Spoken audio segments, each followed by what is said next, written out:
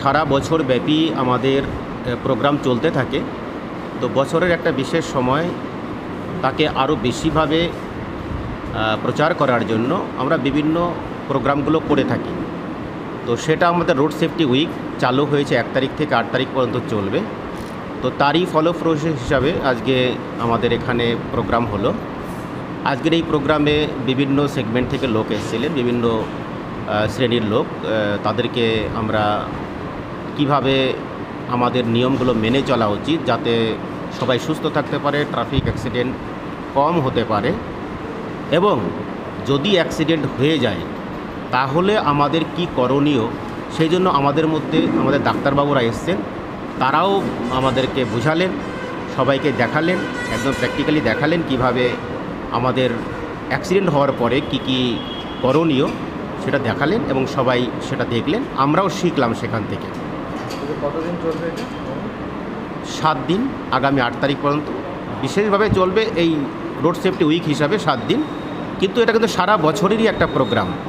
যাদেরকে নিয়ে হলো ওনারা বিভিন্ন বাস মালিক সংগঠন না অন্য কোনো সংগঠন?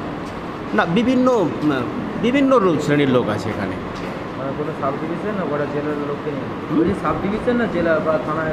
না, এটা তমলুক ট্রাফিক গার্ডের উদ্যোগে হয়েছে। বেসিক্যালি তমলুকেরই সবাই আছে। এটা পুরো জেলাতেই হচ্ছে, শুধু জেলাতে নয়, পুরো পশ্চিমবঙ্গেই এটা চলছে।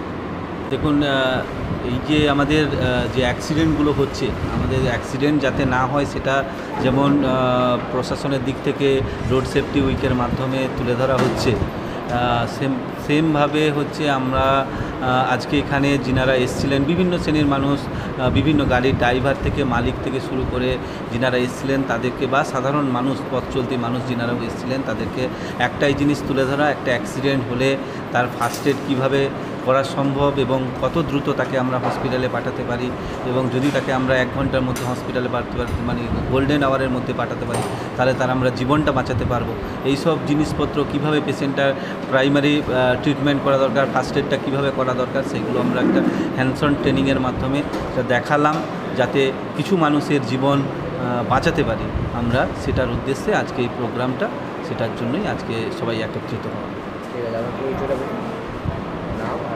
আমার নাম ডক্টর দেবপম হাজরা, আমি medical officer, Tamralipta government medical college.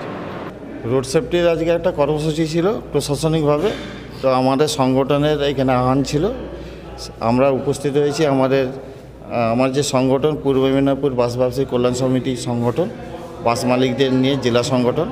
আমার সংগঠনের যে সমস্ত শাখা সংগঠন আছে তাদের নেতৃত্বরা উপস্থিত ছিলেন, এবং আমাদের ডিএসপি ট্রাফিক সাহেব ছিলেন, আমাদের অ্যাডিশনাল ট্রাফিক ছিলেন, এবং ট্রাফিকের সমস্ত আধিকারিকদের উপস্থিতিতে এবং ডক্টরের উপস্থিতিতে আজকে একটা রোড সেফটির কর্মসূচি পালন হলো। কী বলছেন? কর্মসূচি আপনার আজকে যেটা ছিল সেটা রোড সেফটি কর্মসূচি আর কি, মানে সচেতন করা, মানুষকে সচেতন করা। তো ওনাদের ডিসপ্লের মাধ্যমে আমাদেরকে অনেক কিছু দেখিয়েছেন। তো সেখান থেকে আমরা অনেক কিছু অর্জন করতে পেরেছি। আগামী দিনে আমরা আমাদের যে সমস্ত গাড়ির চালকরা আছেন এবং আমাদের গাড়ির স্টাফরা আছেন তাদের কাছে আমরা এই কর্মসূচিগুলো তুলে ধরবো।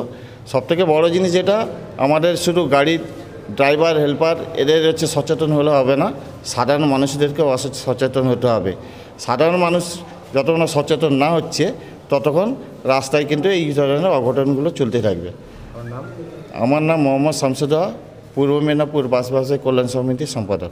আজকের যে সভা, এই মহতী সভা অত্যন্ত প্রয়োজন আছে, কিন্তু আমার একটা অনুরোধ, যত অঘটন ঘটছে মানুষের ঠিক সঠিক না হওয়ার জন্য, চলাফেরা বা তার নিয়মকানুন না মানার জন্য।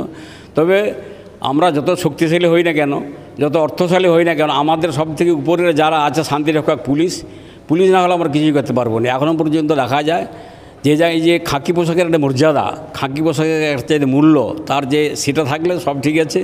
সেটা দেখে সচেতন আমরা যেমন হব, তেমন পুলিশকে একটু আমাদের অন্তত সহযোগিতা করতে হবে, যাতে করে কোনো রকম এইরকম যে যেমন ধরুন মোটরসাইকেল চালায় উইথাউট হেলমেট, বাস চালাচ্ছে উইথাউট ডিএল, এবং কানে হেডফোন গুঁজা। এ তো আমার বাবার যে আমল থেকে এখনও পর্যন্ত, আমি তো নিজে 42 বছর বাস চালিয়েছি, আমার বাবার বয়স থেকে এখন পর্যন্ত আমার অর্ধেক বয়স পর্যন্ত আমি হেডফোন বলতে কি জিনিস এখনও জানিনি, কিন্তু সেইটা অত্যাচার যাতে না হয় অন্তত পুলিশকে অন্তত আমাদের পক্ষ থেকে যাতে করে সহযোগিতা পাই সেটার জন্য আমি অনুরোধ করব।